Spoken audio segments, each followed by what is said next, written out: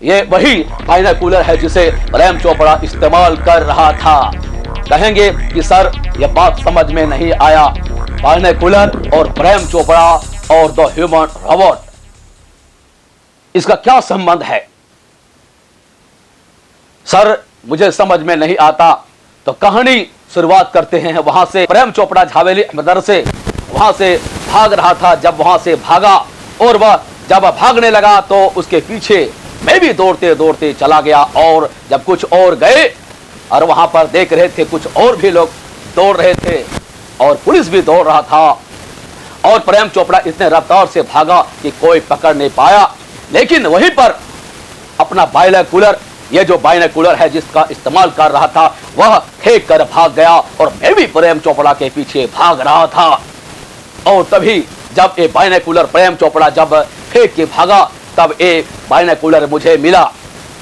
और ये बाइनोकुलर मैंने वहां से पिकअप किया। और मैं ये बाइनोकुलर वहां से पिकअप क्यों किया? क्योंकि ये बाइनोकुलर अगर किसी दूसरे के हाथ लग जाता तो इसका शायद इस्तेमाल दूसरा होता। लेकिन इत्तेफाक से यह बाइनोकुलर अशोक सर के हाथ लग गया।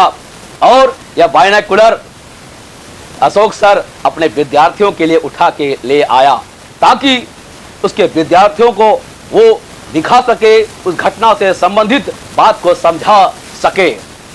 तो यह सारा चीज करने का मकसद था कि विद्यार्थियों को प्रेम चोपड़ा और द ह्यूमन रोबोट के कहानी से जोड़ा। और अभी भी आप लोगों को समझ में नहीं आ रहा है कि ये टॉपिक्स द ह्यूमन रोबोट और प्रेम चोपड़ा और ये बाइनोकुलर अभी भी समझ नहीं आता है, अभी भी समझ में शायद नहीं आ रहा होगा बहुत सारे विद्यार्थियों को। जो विद्यार्थी शायद उस कहानी को पढ़ लिए हैं उसे समझ में आएगा, और जो विद्यार्थी नहीं पढ़े हैं तो उसे समझ में नहीं आएगा। तो मैं कहानी का स्टार्ट कर रहा हूं, कहानी की शुरुआत से, जहां से कहानी का शुरुआत होता है। मतलब जब प्रेम चोपड़ा जब सुपर रोबोट प्लाजा जाता है और एक बिजी बहुत ही भीड़ भाड़ वाला गली होता है, उस गली को क्रॉस करके सुपर रोबोट प्लाजा के अंदर प्रेम चोपड़ा अंदर घुसता है। और Prem Chopra super robot plaza जो गया था, और जब वहां पर गया तो उसका उद्देश्य था एक रोबोट खरीदना जो कि उसके एकम्प्लिस के रूप में काम करे, मतलब उसके सहयोगी के रूप में काम करे। और प्रेम चोपड़ा जब सुपर रोबोट प्लाजा रोबोट खरीदने के लिए गया था, जो प्रेम चोपड़ा और उसके गैंग के द्वारा जो अंतिम चोरी किया गया था, और अंतिम चोरी, अंतिम लूट से जो पैसा जमा था, जो उसके पास पैसा का धन का संग्रह था, वही पैसा लेके super robot plaza Prem Chopra गया था और उसे एक रोबोट खरीदना था। लेकिन यह बात जो दुकानदार था सुपर रोबोट प्लाजा के सेल्समैन को पता नहीं था कि यह व्यक्ति जो प्रेम चोपड़ा है रोबोट किस उद्देश्य से खरीदने के लिए आया है। और सेल्समैन जो सुपर रोबोट प्लाजा के व्यक्ति थे, उनका तो काम है सामान को बेचना, रोबोट को बेचना। जो उस दुकान में सोफिस्टिकेटेड रोबोट्स था, विशेष प्रकार के रोबोट्स जो प्रोग्राम किए हुए थे, जो विभिन्न प्रकार के सोफिस्टिकेटेड काम करने के लिए प्रोग्राम किए गए थे और बनाए गए थे। प्रेम चोपड़ा जब सुपर रोबोट प्लाजा के अंदर जाता है, सेल्समैन के द्वारा उसे वेलकम किया जाता है और उसे रोबोट्स, जिस रूम में रोबोट्स रहता है, केवल सोफिस्टिकेटेड रोबोट्स रहता है, वहां पर प्रेम चोपड़ा को ले जाया जाता है। और वह सेल्समैन विभिन्न प्रकार के रोबोट्स दिखाते हैं। उनमें से एक विशेष प्रकार के रोबोट जो ऑटोमेटिकली चलते हुए आता है और ऑटोमेटिकली प्रेम चोपड़ा को वेलकम करता है, गुड मॉर्निंग सर, और आपका आना सार्थक हुआ। जो रोबोट्स बोलता है और उसके बाद उसके रोबोट के गति से और स्टाइल से प्रेम चोपड़ा बहुत ही प्रभावित होता है। तभी सेल्समैन रोबोट के विशेषताओं के बारे में बताते हैं कि रोबोट किस तरह से प्रोग्राम किया गया है और आधुनिक समय में ये रोबोट कितना उपयोगी है और किस प्रकार से विभिन्न प्रकार के काम को कर सकते हैं। सोफिस्टिकेटेड सूक्ष्म तरीके से बहुत सारे काम कर सकते हैं, उनके बारे में प्रेम चोपड़ा को बताते हैं। और प्रेम चोपड़ा को वह सेल्समैन इंट्रोड्यूस करता है उस रोबोट के बारे में कि यह रोबोट घर के काम को, हाउस होल्ड वर्क को बहुत ही बेहतर तरीके से कर सकता है। इतना ही नहीं, टीवी चैनल्स को भी सेलेक्ट कर सकता है, न्यूज़पेपर से भी न्यूज को सेलेक्टेड कर सकता है, सेलेक्ट करके अपने ऑनर को न्यूज दे सकता है।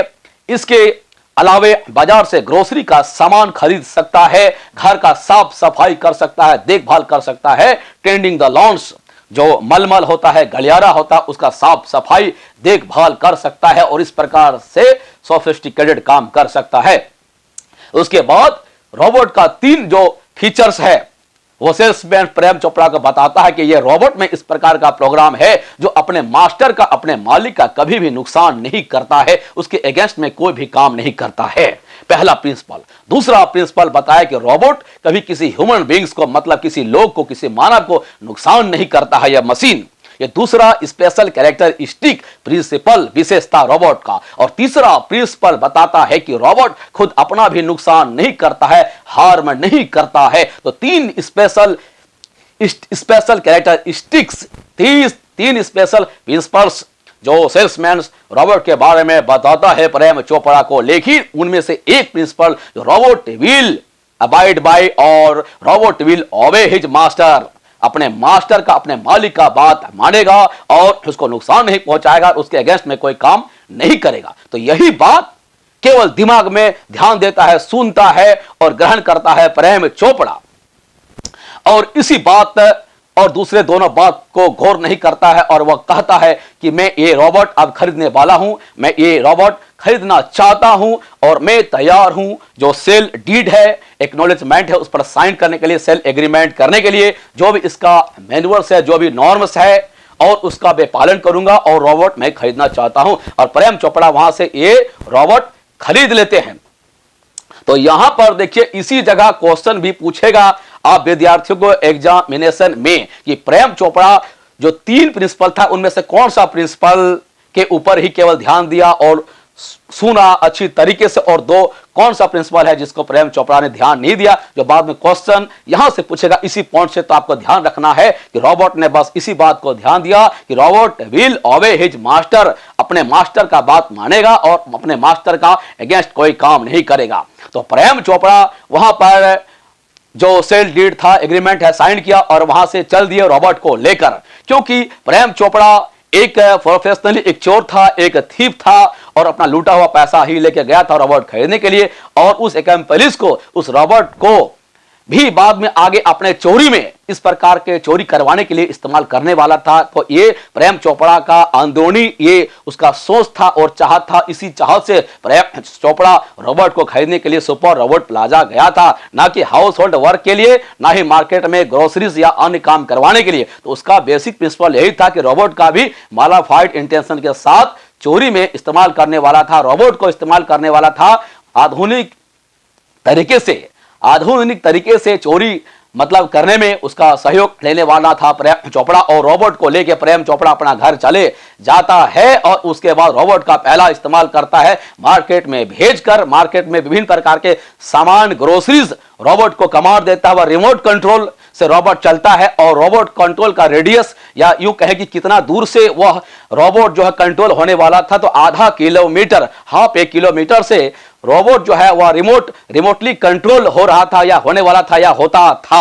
आधा किलोमीटर दूर से ही प्रेम चोपड़ा रोबोट को कमांड देकर, उस रिमोट कंट्रोल से कमांड देकर रोबोट से कोई भी काम करवा सकता था जो काम करने के लिए प्रोग्राम रोबोट था। मसलन पहला उसका इस्तेमाल प्रेम चोपड़ा मार्केट ले जाकर ग्रोसरी का सामान खरीदवाया और वो सारा सामान खरीदवाने के बाद सामान उठा के उसके कार में जाके उसका रखा। वो सारा सामान खरीदने के बाद उसके कार में अच्छी तरह से रखा और उसके बाद विभिन्न प्रकार के सामानों को खरीदवाने के बाद फिर रोबोट रुक जाता है आगे का कमांड के लिए। और उसके बाद प्रेम चोपड़ा फिर बहुत सारे मैंगोज, आम को सेलेक्ट करने के लिए कहते हैं, चुनने के लिए कहते हैं, और वह भी कमांड रोबोट अच्छी तरीके से उसको एक्सेप्ट करता है और उसको सेलेक्ट कर देता है, बहुत सारे आम को चुन लेता है। और उसके बाद Prem Chopra ordered that robot to pay the cash to the case counter, मतलब केस काउंटर में पैसा देने के लिए, पेमेंट करने के लिए कहता है और वह रोबोट जो है पेमेंट कैश काउंटर में कर देता है। ये सारा काम इतना अच्छा तरीके से, इतना सोफिस्टिकेटेडली करता है, इतना बेहतरीन तरीके से करता है। प्रेम चोपड़ा सोचता है कि ये सारा कमांड मेरा इतना अच्छा तरीके से माना और किया है, तो क्यों नहीं इस रोबोट का आगे इस्तेमाल अपना हम जिस उद्देश्य के लिए किए हैं उसके लिए करेंगे, मतलब चोरी के लिए। अब दूसरा बार रोबोट को प्रेम चोपड़ा मार्केट ले जाता है और गोपाल ज्वेलर में रोबोट को घुसा देता है। जो रिमोट कंट्रोल से उसको रोबोट को आदेश देता है कि गोपाल ज्वेलर में घुस जा, और वहां बहुत सारे कस्टमर होते हैं उस सोना चांदी के दुकान में, उस जौहरी के दुकान में, गोपाल ज्वेलर में, और वहां पर पंक्ति में लाइन में भी लोग खड़े रहते हैं। तो रोबोट भी देखिए चुपचाप उसको ऑर्डर देता है प्रेम चोपड़ा की बहुत ही चुपचाप, आवाज मत करना, हल्ला मत करना, और बहुत बेहतर तरीके से सामान को चोरी करो। और वहां पर जो नेकलेस है, जो जवाहरात है, उसको उठा के पीछे में एक बॉक्स होता है रोबोट का, चुपचाप भरो, ध्यान रहे कोई देखे नहीं, और बढ़िया से काम करो, और पकड़े जाओगे तो मास्टर का नाम बताना नहीं, मेरा नाम बताना नहीं कि प्रेम चोपड़ा इसका मालिक है, और प्रेम चोपड़ा ही कमांड दे रहा था चोरी करने के लिए। रोबोट का प्रिंसिपल ही था कि अपने मालिक का आज्ञा मानना, और मालिक आज्ञा मानता है और वो चोरी करता है इतनी अच्छी तरीके से। और वहां पर जो क्यू होता है, पंक्ति लाइन कतार होता है, इतने बेहतर तरीके से रोबोट खड़ा होता है, लगता है जैसा कोई वेल ट्रेंड, वेल सिविलाइज्ड कोई व्यक्ति, मानव है, वेल डिसिप्लिन्ड है। कोई समझ नहीं पाता, किसी को भनक नहीं आता है, लेकिन बहुत सारा सामान गायब हो रहा था धीरे धीरे गोपाल ज्वेलर में। तभी वहां पर एक फ्रूट वेंडर, मतलब फल विक्रेता, फल को बेचने वाला का नजर उसके ऊपर में पड़ जाता रोबोट के ऊपर में, कि रोबोट तो बड़ा ही बेहतर तरीके से सोफिस्टिकेटेडली, मतलब जो है ज्वेल्स को, नेकलेस को उठाया, अपने पीछे में डाल लिया, को देख ही नहीं पाया। तब ये बात वो ज्वेलर दुकानदार को, ज्वेलर को, जौहरी को बताता है, और लोगों को पता चलता है। और जब वहां पर पता चलता है कि इस प्रकार के रोबोट आज सामान को चोरी कर रहे हैं, ज्वेलर्स को चोरी कर रहे हैं, तो यह बात, ये जानकारी अन्य ज्वेलर्स के पास, दुकानदारों के पास बहुत ही जल्दी तुरंत चला जाता है, और यह जानकारी तुरंत ही पुलिस स्टेशन को भी चला जाता है। और फिर आगे से अन्य दुकानदार लोग और पुलिस सारा अलर्ट हो जाता है कि इस प्रकार का चोरी आगे हो सकता है। तो जिस दिन से रोबोट खरीदा गया था, उस दिन से मार्केट में, उस डेट से, purchasing of the date of that day से मार्केट में कहीं कहीं चोरी बढ़ गया था, और पता नहीं चल पा रहा था कि चोरी कौन कर रहा था। फिर से प्रेम चोपड़ा रोबोट को लेके चला गया मार्केट, और झावेली ब्रदर्स में रोबोट को घुसा दिया, और उन्होंने ऑर्डर दिया दूर से कि जाओ और सामान को चोरी करो, और सारा घटना हुआ बाइनोकुलर। यही वो बाइनोकुलर है। अब समझ में आता होगा कि यही बाइनोकुलर से वह दूर से देख रहा था कि रोबोट क्या कर रहा है। तभी वहां पर सीसीटीवी कैमरा स्प्लिट रिकॉर्डिंग के लिए लगा दिया गया था, इस प्रकार के घटना को पकड़ने के लिए, और पुलिस भी अलर्ट था। तभी दो व्यक्ति दौड़ के आए और उस रोबोट को पकड़े, और पुलिस भी वहां पर अलर्ट था। पुलिस ने उस रोबोट को पकड़ लिया, और पकड़ते ही जैसे उसके गर्दन पर, रोबोट के गर्दन के ऊपर जो प्लेट था, जिसमें नेम प्लेट था, नंबर प्लेट था, उसमें देखा कि इस रोबोट का मालिक कौन है। पढ़ा उसमें नंबर, रजिस्ट्रेशन नंबर, तो पढ़ा इसका मालिक प्रेम चोपड़ा है। और जब रोबोट पकड़ा गया पुलिस के द्वारा, उन लोगों के द्वारा, जब पुलिस दौड़ा और उसके बाद लोग भी दौड़े प्रेम चोपड़ा को पकड़ने के लिए, तो प्रेम चोपड़ा ये दूरबीन से सब चीज देख रहा था, और प्रेम चोपड़ा दौड़ के भागा जान बचा के, ताकि पुलिस नहीं पकड़ सके। और तभी ये दूरबीन वह फेंक के भागा। तभी ये दूरबीन, मैं भी वहीं पर था, और ये दूरबीन को मैंने वहां से उठा लिया, और मैं दूरबीन लाया अपने बच्चों के लिए। ऐसा कोई भी बात नहीं है, ये जो थोड़ा सा मैं रिकंस्ट्रक्शन करने का प्रयास किया हूं, ताकि विद्यार्थियों को इस कहानी से जोड़ सकूं, इस कहानी को रियलिस्टिक बना सकूं, और ताकि जो है विद्यार्थी इसको आत्मसात कर सके। वास्तव में ये बाइनोकुलर प्रेम चोपड़ा का नहीं है, ये बाइनोकुलर हमारी संस्था पीपल वेलफेयर फाउंडेशन का है। तो कहने का मतलब है कि वहां से जब प्रेम चोपड़ा भाग जाते हैं, तो उसके बाद कोर्ट के द्वारा राम सिंह को, वह जो रोबोट, उसका नाम था राम सिंह 070 उसका कोड नेम था उस रोबोट का।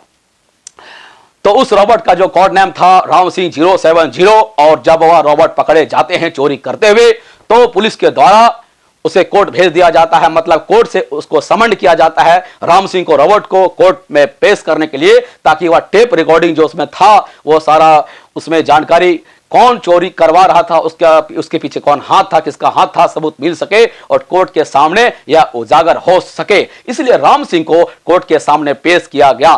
तो यहां पर एक क्वेश्चन भी एग्जाम में पूछेंगे, आप लोगों को, बच्चों को पूछेंगे कि राम सिंह को कोर्ट के द्वारा समन क्यों किया गया। तो समन इसीलिए किया गया क्योंकि वहां पर जो सीसीटीवी कैमरा था, स्प्लिट रिकॉर्डिंग कैमरा में पकड़े गया, कैमरा में रिकॉर्डिंग भी हो गया, रंगे हाथ पकड़े गया चोरी करते हुए रोबोट राम सिंह 070, और इसीलिए उसको कोर्ट में समन किया गया ताकि उसका टेप रिकॉर्डिंग खुल सके और जानकारी निकल सके कि चोरी कौन करवा रहा था, कमांड कौन दे रहा था, उसका मालिक का पता चल सके, सबूत पता चल सके ताकि कोर्ट इस पर कार्रवाई कर सके। और जब राम सिंह 070 को कोर्ट में ले जाया जाता है और हियरिंग प्रोसीडिंग चलता है, फोर्टनाइट मतलब 14 दिन 15 दिन 2 हफ्ता के समय चल जाता है, और उसी के बीच में प्रेम चोपड़ा का जब नाम उजागर हो जाता है कि उस रोबोट का मालिक प्रेम चोपड़ा है, क्योंकि उसके नंबर प्लेट पर उसका जो कोड होता है उससे पता चल जाता है कि प्रेम चोपड़ा ही खरीदार था, उसको खरीदने वाला मालिक था। तो प्रेम चोपड़ा को भी पुलिस उसका घर जाती है और घर से ही प्रेम चोपड़ा को अरेस्ट कर लेती है और कोर्ट में जाके सरेंडर पुलिस प्रेम चोपड़ा को कर देता है, मतलब आगे का कार्रवाई के लिए, हियरिंग के लिए। लेकिन प्रेम चोपड़ा को गलत, जो गिल्टी साबित करने के लिए, दोषी साबित करने के लिए कि प्रेम चोपड़ा का ही हाथ था उस चोरी में, प्रेम चोपड़ा ही रिमोट कंट्रोली रोबोट से चोरी करवा रहा था, यह सबूत नहीं मिल पाया। और यह सबूत जो है रोबोट के द्वारा भी नहीं बोला गया, जानकारी नहीं दिया गया, क्योंकि उसका इनबिल्ट प्रिंसिपल भी था रोबोट का कि अपने मालिक का नाम रिवील नहीं करना, अपना नाम मालिक का नाम नहीं बताना, अपना मालिक का नुकसान नहीं करना। और प्रेम चोपड़ा भी यह बात रॉबर्ट को पहले बता दिया था कि किसी भी सूरत में मेरा नाम मत बताना, मालिक का नाम मत बताना, अगर तुम मेरा नाम बताओगे तो I will disintegrate you, I will diffuse you, अगर मेरा नाम बता दोगे तो मैं तुम्हारा डिसइंटीग्रेट कर दूंगा तुम्हारा, और डिफ्यूज कर देंगे तुम्हारा सिस्टम, डेड कर देंगे, तुम्हारा सर्वनाश हो जाएगा, तुम्हारा खात्मा हो जाएगा, और तुम नहीं करना। तो यह बात राम सिंह को पहले ही प्रेम चोपड़ा ने बता भी दिया था। तो यहां पर एक क्वेश्चन यहां पर भी बनता है जो बच्चे से एग्जाम में पूछा जा सकता है कि पुलिस ने प्रेम चोपड़ा को कहां से गिरफ्तार किया था। तो प्रेम चोपड़ा को उसके घर से ही पुलिस ने गिरफ्तार किया था।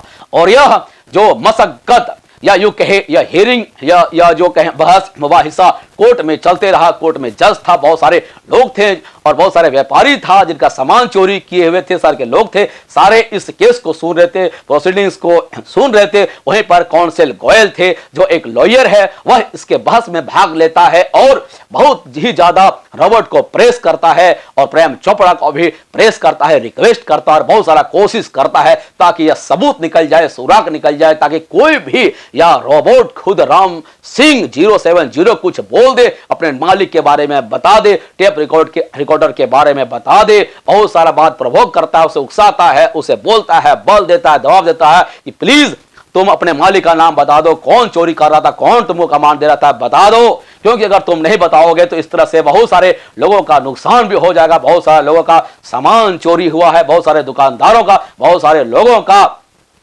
लेकिन यह बात जो है राम सिंह को, रोबोट को जो सुन रहा था, उसे इस बात का समस्या परेशानी भी हो रहा था कि बिल्कुल दूसरे का नुकसान हो रहा है, क्योंकि रोबोट का एक प्रिंसिपल था, इनबिल्ट प्रिंसिपल था कि लोगों का नुकसान नहीं करना, मानव का नुकसान नहीं करना। तो दूसरे को जो नुकसान हो रहा था तो रोबोट को भी दुख और परेशानी भी हो रहा था, और अपने मास्टर मतलब प्रेम चोपड़ा का भी नाम वह कैसे बोलता, क्योंकि अगर प्रेम चोपड़ा का नाम बोल देता तो प्रेम चोपड़ा गिल्टी साबित, दोषी साबित हो जाता और उसे कोर्ट में सजा हो जाता, प्रेम चोपड़ा का भी नुकसान होता, उसे भी दुख और कष्ट पहुंचाया जाता। तो ये सारा समस्या हो रहा था। तो इस तरह से प्रोसीडिंग मुकदमा चलते रहा कई दिन, लेकिन यह क्लियर नहीं हो पाया। लेकिन इतना अंत में यह सारा चीज को देखते हुए प्रेम चोपड़ा के ऊपर भी दबाव डाला गया, लेकिन प्रेम चोपड़ा भी वहां पर बहुत सारे कॉन्फिडेंट देखे और बहुत ही आश्वस्त दिखे, और बाद में प्रेम चोपड़ा भी थोड़ा सा कंफ्यूज्ड दिखते हैं, हक्के बक्के दिखते हैं। लेकिन अंततः यही होता है कि इसका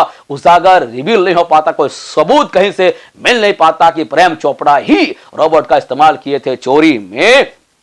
और अंततः यह सारा चीज देखकर जज भी बोलता है राम सिंह को, रोबोट को, कि बता दो प्लीज कौन तुम हमारा इस्तेमाल किया था, कौन तुमको इंस्ट्रक्ट दिया था, इंस्ट्रक्शन कौन दिया था, कौन कमांड दिया था, कौन तुमसे चोरी किया था, बता दो। लेकिन उन्होंने नहीं बताया, और अंत में रोबोट ने, राम सिंह 070 ने यही डिसीजन लिया कि हम लोगों का भी नुकसान नहीं करेंगे और हम झूठ भी नहीं बोलेंगे, अगर झूठ बोलेंगे तो दूसरे का भी नुकसान हो जाएगा, और हम यह बात भी नहीं बताएंगे कि जो है प्रेम चोपड़ा ने ही इंस्ट्रक्शन दिया था, वही हमसे चोरी करवाया था, क्योंकि अगर हम बोल देंगे तो प्रेम चोपड़ा को सजा हो जाएगा और प्रेम चोपड़ा को अभी दुख होगा।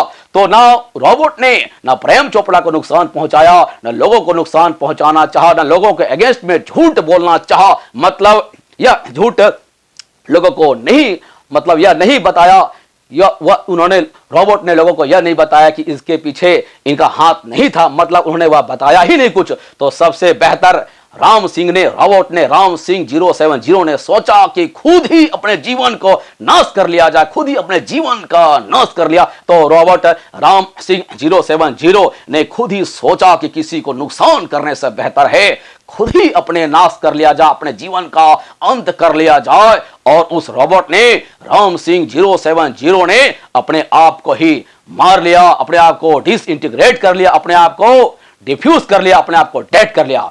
और जब रोबोट ही डेड हो गया इतने मशक्कत के बाद, तो वहां पर कौंसिल गोयल न रही, बांस न बजने वाला था बांसुरी। इसको देखकर अब आगे केस कैसे क्लियर होगा, सबूत के बिना प्रेम चोपड़ा को सजा कैसे मिलेगा या उसको गलती कैसे ठहराया जाएगा। वहां से कौंसिल गोयल लॉयर गुस्सा होते हुए, झड़कते हुए फाइल को उठाया और जज के सामने सर को झुकाया और वहां से कौंसिल गोयल निकल गया। और इतना सारा देखते के बाद वहां पर मानो इस प्रकार का गंभीर माहौल कोर्ट में हो गया और थोड़ा समय के लिए सन्नाटा छा गया, लोग चुप हो गए इन सारे चीज को देखते हुए। कहने का मतलब है अंततः अपने सिद्धांतों के लिए उस रोबोट ने अपना ही जान दिया, किसी का नुकसान नहीं किया। लेकिन प्रेम चोपड़ा को साबित नहीं कर किया जा सका कि उन्होंने ही गलती किया है या चोरी वही करवाए हैं। लेकिन इतना सारा देखने के बाद प्रेम चोपड़ा का भी दिल पसीज जाता है और वह प्रेम चोपड़ा के भी शायद उसके दिल में परिवर्तन होता है और वह खुद ही इस चीज को एक्सेप्ट कर लेता है कि इंस्ट्रक्शन उसके द्वारा दिया गया था। और प्रेम चोपड़ा अपने आप गिल्टी, अपने आप को गलती महसूस करता है और अपने आप को एक्सेप्ट कर लेता है। और उसके बाद प्रेम चोपड़ा वहां से गिल्टी साबित हो जाते हैं। Prem Chopra was प्लेडेड guilty. तो कहानी अंत हो जाता है यहीं पर। जो कहानी है बच्चों के लिए, तो कहानी यहीं अंत हो जाता है। और यह कहानी जो लिखा गया है द ह्यूमन रोबोट, ये लिखा गया है ईरा सक्सेना के द्वारा, जो भारत की एक सुप्रसिद्ध महिला लेखिका हैं, जो बच्चों के मनोविज्ञान को ध्यान में रख के इस प्रकार के बच्चों के लिए, चाइल्ड के लिए अच्छे अच्छे लेख लिखते हैं। काफी ख्याति प्राप्त लेखिका है, उन्होंने लिखा है और कहानी यहीं पर अंत हो जाता है। लेकिन एक स्टेप बच्चे के मन में यहां पर आके एक सवाल उठ सकता है कि जब प्रेम चोपड़ा गिल्टी साबित हुआ तो क्या हुआ। उसके बाद प्रेम चोपड़ा ने खुद ही साबित, जब अपने आप को एक्सेप्ट कर लिया कि गलती है, उन्होंने गलती किया है, तो उसके बाद क्या हुआ। प्रेम चोपड़ा को सजा दे दिया गया कोर्ट के द्वारा, उसे जेल में डाल दिया गया या प्रेम चोपड़ा को वहां से छोड़ दिया गया।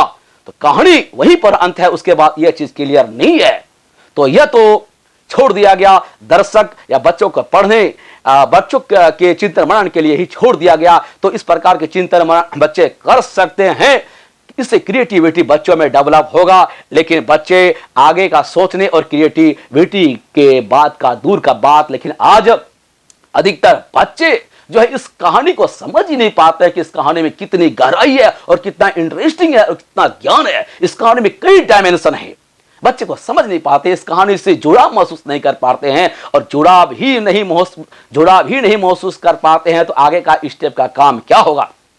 इसमें कई डायमेंशन से पढ़ने की जरूरत है कहानी को। बच्चे सबसे पहले कहानी से परिचय होइए, कहानी को समझिए। और इसका जो मेन उद्देश्य है भाषा को समझना, स्ट्रॉन्ग करना, तो वर्ड पावर को समझिए, कॉन्सेप्ट को समझिए और थॉट प्रोसेस का हिस्सा बनाइए। तो इस कहानी में इतना ही। और हम लोग बहुत प्रकार के वर्ड मीनिंग है इसका, बहुत सारी चीज में अगले भी डिस्कस करेंगे। इंपोर्टेंट वर्ड भी है, जैसे डेप्थ, दबाना, एजिलिटी, फुर्ती, डेप्थनेस, चतुराई, बहुत सारे वर्ड है। तो इसमें जब डीप और नेक्स्ट वीडियो में आएंगे तो डिस्कस करेंगे।